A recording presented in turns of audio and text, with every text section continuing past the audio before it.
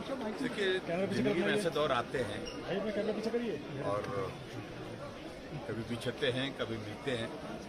और मैंने इसी प्रकार से बात कही कि एक मोड़ आया था जहां हम बिछड़ गए थे, लेकिन एक मोड़ फिर से आया जहां हम फिर मिल गए, मिल करके आगे बढ़ रहे थे। और मुझे इस बात की खुशी है कि डुबरकोट खाई में हमारी पार्टी का बहुत मजबूत संगठन है, आधार है। वो सारा परिवार अब इकट्ठा होकर के आगे बढ़ करके काम करने के लिए निकला।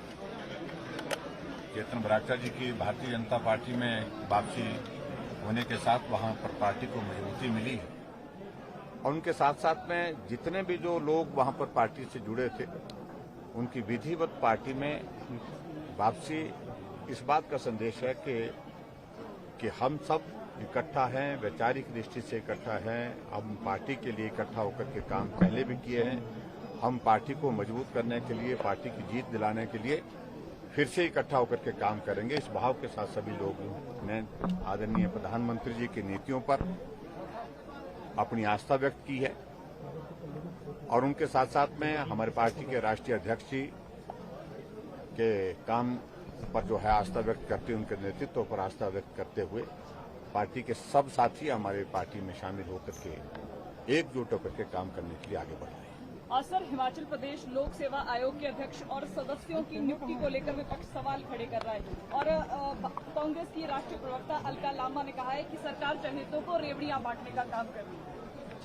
देखिए, कांग्रेस से नहीं पूछना हमने कि क्या करना है, वो अपना मार्गदर्शन अपने पास रखे, लेकिन इतना मैं जरूर कहना चाहता हूं कि बहुत जल्दी ये प्रक्रिया पूरी होगी। सर, बड़े-बड़े नेता नियमों के मुताबिक आपके ऊपर आरोप लगा रहे थे कि भाजपा के जो नेता है वो कांग्रेस में शामिल होंगे, पर अब देखा जा रहा है कि जो है कांग्रेस के यहाँ पर आ रहे हैं। सर, इसको किस तरह से देखते हैं सर? देखिए, वो सारे बात कह रहे थे, हम कुछ कह ही नहीं रहे थे और कुछ कहे भी नहीं, बहुत कुछ हो गया जिस बात को कांग्रेस को समझना चाहिए।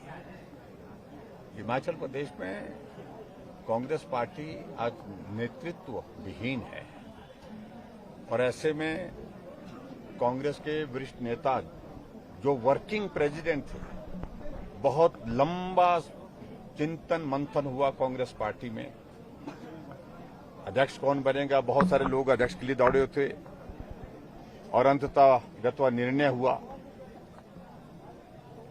लेकिन अध्यक्ष के साथ 4 कार्यकारी अध्यक्ष बनाए गए और 4 कार्यकारी अध्यक्ष इसलिए कि भाई एक योजना बनाई गई कि इससे जो है वो पार्टी को मजबूती मिलेगी और उस पार्टी के कार्यकारी अध्यक्ष जो है भारतीय जनता पार्टी में शामिल हो गए।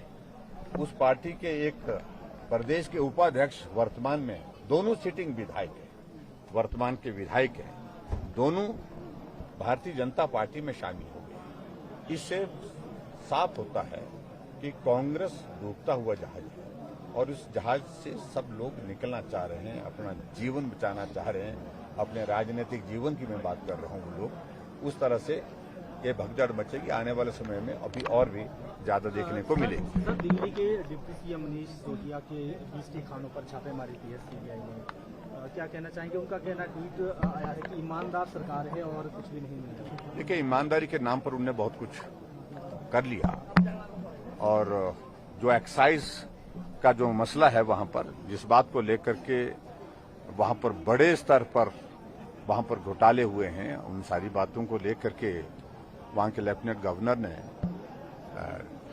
कहा कि ये जांच का विषय बनता है और सीबीआई को रेफर किया है, उन्होंने रिकमेंड किया है कि भाई ये इसमें जांच बनती है और इसमें कार्रवाई होनी चाहिए। और बच्चा बच्चा जानता है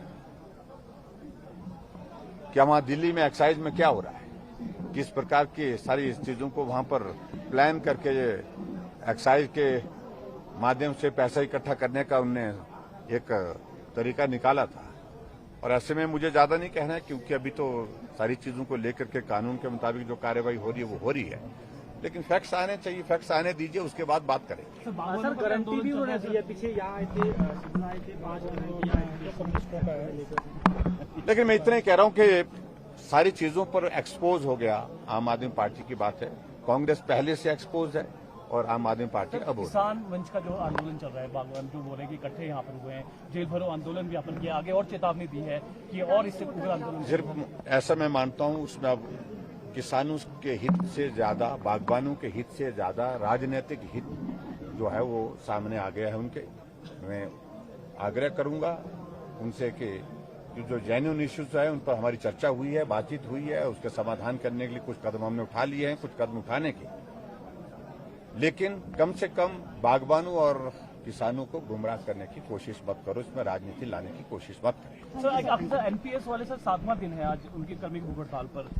वो कह रहे हैं कि उन्हें सिर्फ 14% नहीं चाहिए, जो ओल्ड पेंशन वही यहाँ पर चाहिए। आपसे मांग करें, और उनकी मांग है, उस पर विचार कर रहे हैं। सर आउटसोर्स वाले राहत ताक रहे हैं।